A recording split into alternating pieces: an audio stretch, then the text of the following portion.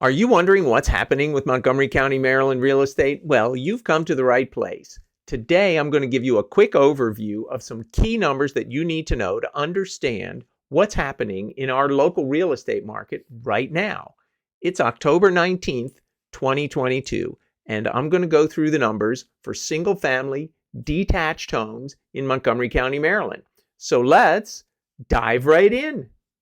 The first thing that I like to look at is the speedometer. And so just to give you a quick background in case you haven't watched my videos before, the dividing line between a buyer's market and a seller's market is 30. So you can see that we're sitting at 56, and this gray bar shows you that 1 month ago we were sitting at 58. Now let's move over to the real market profile. We'll start with the median list price for detached single-family homes in Montgomery County.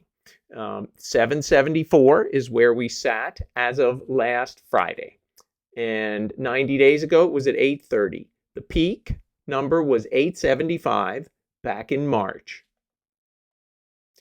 Now, the median price for new listings, $677. And 90 days ago, it was at $775. The chart doesn't show any further back than that. Next would be median days on market. So we're sitting at 35 days on market, so just a little over a month.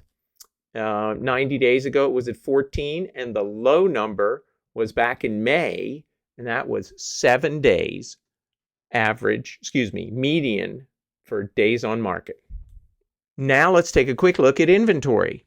As of last Friday, there were 676 houses on the market in Montgomery County. If we go back 90 days, 647. So there hasn't been a big increase in inventory in the past 90 days.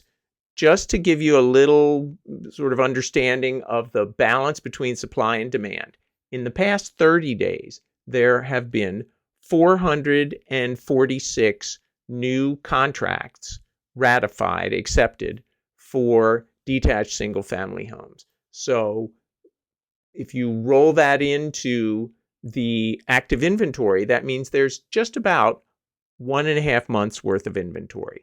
The traditional dividing line between buyer's market and seller's market, according to the National Association of Realtors, is 6 months.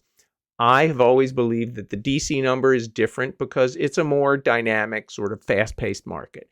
So I've always looked at that number as somewhere around 4 months or so. But 1.5 still keeps us solidly in seller's market territory. Now let's talk about the market action index. So we sit at 56, and in the past 90 days, we've come down from 78.8, and the cap was back in April. The top number was 100, which put it right at the top of the speedometer. There was nowhere else to go but down. So if you watch the news or read the paper or whatever, you'll see a lot of talk about a real estate crash. I studied history in college, and one of the things that I like to do is look back. The past couple of years have been totally abnormal. But if we look back to 2018, 2019, those were the most recent, I guess I'd call them normal markets.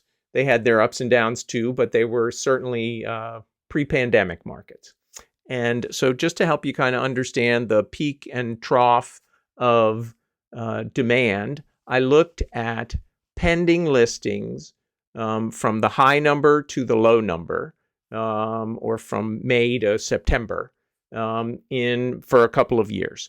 This year it was 758 to 446. So it was a decrease of 41% in terms of demand. 2019, it was 925 to 609, so it was a 34% decrease in demand in that same time period. In 2018, it was 890 to 457, so it was a 44% decrease in pending listings. Certainly, the increase in interest rates has put the brakes on a lot of people's plans and changed the way some people are thinking about the real estate market. But the numbers don't show that the market's coming to a grinding halt.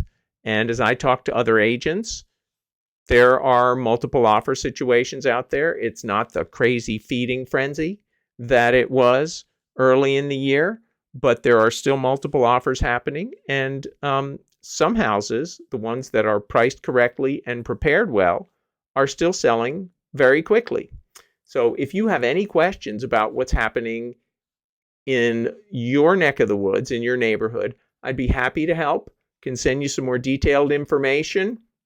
And if there's any concerns or questions, happy to chat. I'll put some information links in the remarks below, my appointment calendar if you want to touch base that way, or my phone number. You can call, text, email, whatever works. Hope you have a great rest of your day, and I'll see you on the next one.